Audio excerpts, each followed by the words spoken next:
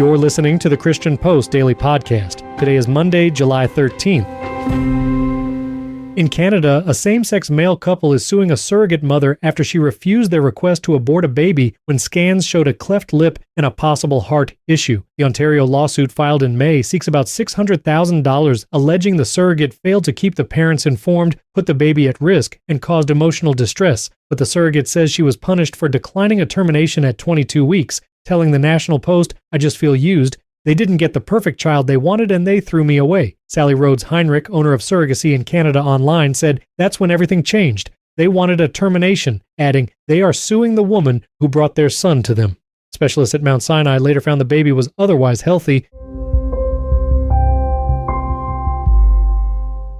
In Provo, Utah, the fifth and final day of Tyler Robinson's preliminary hearing focused on whether prosecutors have enough evidence to move forward in the killing of Turning Point USA founder Charlie Kirk. Robinson is accused of firing the fatal shot during an outdoor event at Utah Valley University on September 10, 2025, and prosecutors are seeking the death penalty. Judge Tony Graff Jr. is not expected to rule right away. Instead, both sides will review transcripts and file written briefs before oral arguments on September 1. The defense sharply challenged ballistic evidence and also moved to block any live broadcast of the proceedings. For now, the central question remains whether the state can prove Robinson should stand trial in one of Utah's most closely watched murder cases.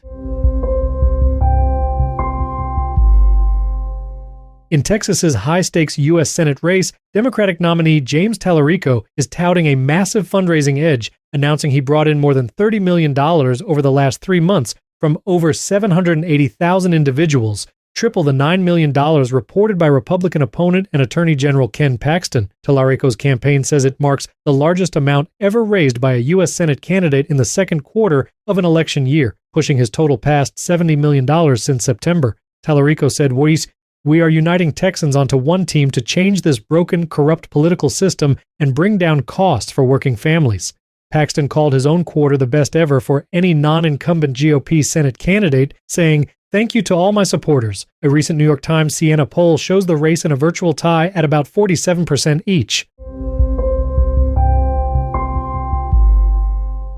Actor Ricky Schroder and his wife Julie Trammell are speaking out after attending a preliminary hearing in Provo, Utah for Tyler Robinson, the man charged in the fatal 2025 shooting of conservative activist Charlie Kirk at Utah Valley University. In an Instagram video outside the courthouse, the couple said they were disgusted after listening to Candace Owens' appearance on The Sean Ryan Show, where she repeated claims that Robinson was a patsy and suggested a broader cover-up tied to Turning Point USA. Schroder called the rhetoric shameful, saying one day they'll be embarrassed of the way they've treated the Kirks, and urged critics to show decency and respect for the grieving. Billy Hallowell also condemned the online attacks on widow Erica Kirk, calling the conspiracy culture demonic and warning that there are things in life that are more important than clicks, money, and views on YouTube.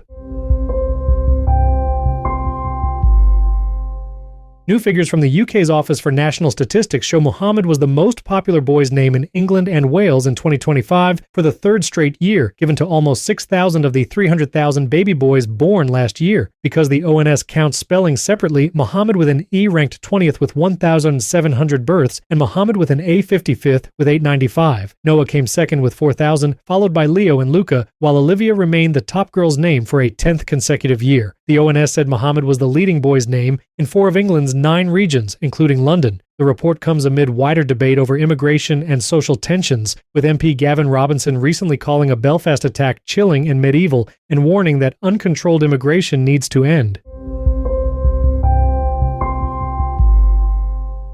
The United States is ramping up earthquake relief in Venezuela, announcing more than $386 million in humanitarian aid after the devastating June 24th quakes that killed at least 188 people. The State Department says the assistance is being delivered through partners including Catholic Relief Services, Samaritan's Purse, UNICEF, the World Food Program, and World Vision, with more than 400 metric tons of supplies already reaching about 70,000 people. A new humanitarian air bridge from Miami to Maiquetía will be backed by Amazon, with Airlink handling cargo planning. Offshore, the USS Fort Lauderdale is helping move aid into hard-to-reach coastal areas, while U.S. Southern Command supports airport operations. In a powerful update, officials said U.S. and international teams rescued survivors from the rubble, including a baby and its mother, and vowed the United States will not withdraw when the television cameras do. A major anti-trafficking effort is underway in Philadelphia, where Enon Tabernacle Baptist Church, a predominantly African-American megachurch with about 15,000 members, is hosting its annual She's My Sister Walk, Jock Run, an 8K stretching from its west campus to its east campus. First Lady Ellen Jo Waller says the event has been held for 20 years and is rooted in a stark reality. Human trafficking wasn't just something happening somewhere else, it was happening right here in our own communities. Waller said, "We refuse to look away," calling the event a public declaration that our community stands with survivors. She stressed that awareness is prevention, urging people to learn warning signs and report concerns. The church is partnering with the Salvation Army and Hannah's House, Inc. to support year-round advocacy and prevention programs. Thank you for listening to the Christian Post Daily Podcast. We encourage you to follow the show in your podcast player of choice, Apple Podcasts, Spotify, or third-party podcast players like Overcast and Pocket Casts. You can also download the Edifi app for free and listen to all the podcasts on the Edifi network by clicking the link in today's podcast show notes. We would also appreciate a 5-star rating in Apple Podcasts and Spotify to help us reach a wider audience with the Christian Post Daily Podcast. You can also subscribe to our daily newsletter and get the top headlines delivered to your inbox by clicking that link in the show notes as well. Thank you again for listening to the Christian Post Daily Podcast.